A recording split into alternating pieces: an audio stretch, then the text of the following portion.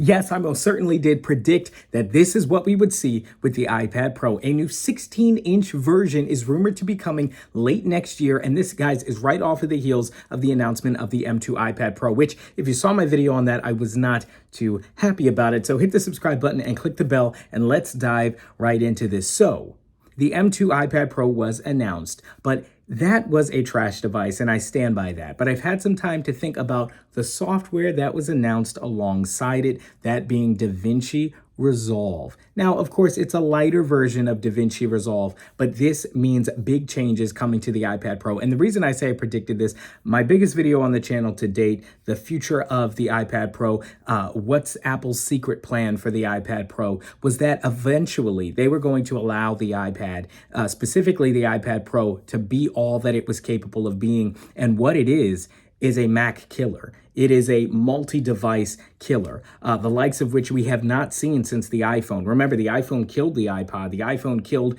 the pager, the iPhone killed the MP3 player, all these different kind of devices, the camera, obviously.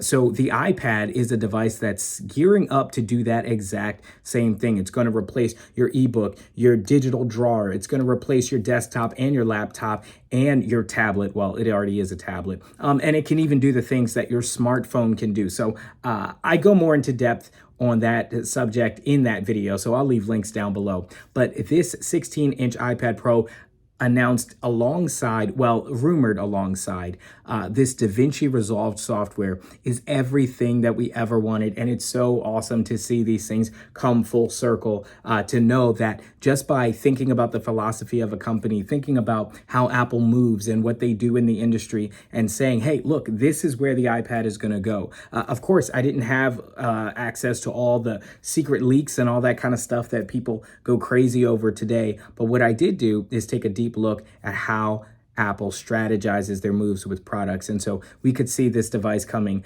2 years out. Now, one thing I want to point out is that we were rumored to get a 14-inch iPad Pro, not a 16-inch. So these rumors about a 16-inch are very, very interesting, very surprising, because what does this mean?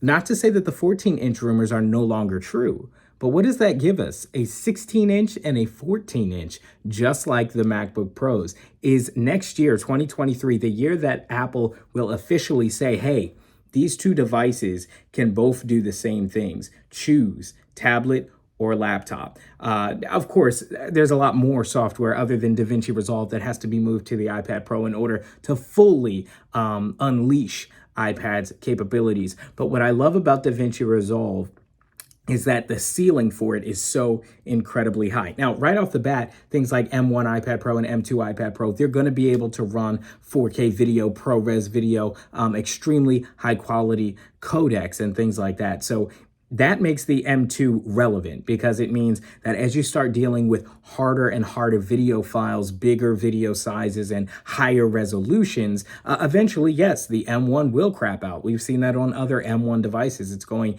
to not be able to handle the workload. So M2 gives it that slight bump, that slight tick, not a talk, that will help allow the iPad Pro to take on more and more serious workflows within DaVinci Resolve. Now, of course, the next big elephant in the room would be obviously Logic Pro, but honestly, they could wait a whole year. Like, we are satisfied, at least from a video creation perspective.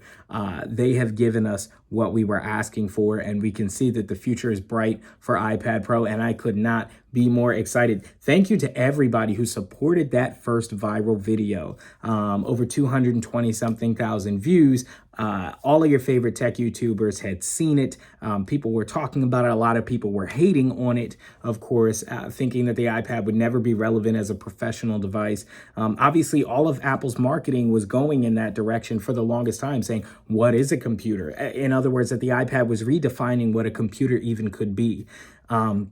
We talked to a whole bunch of pro iPad creators, from Henny the Business to Fernando Silva, a ton of creators who are putting iPad first. And so now we're finally seeing that Apple is about to put iPad first. So if you guys agree, hit the subscribe button and click the bell, as you know I'm going to keep it up to date on all the latest iPad news. I'm going to try and get another video out for you guys today regarding what Apple has decided to do in terms of the EU ruling that all iPhones and devices need to have USB-C. So that's going to be an interesting video as well. So stay tuned either tonight or tomorrow. Hit the bell so that you'll be notified when that video does drop. Thanks so much for watching. I'll catch you in the next one. It's the Granny Geek Show.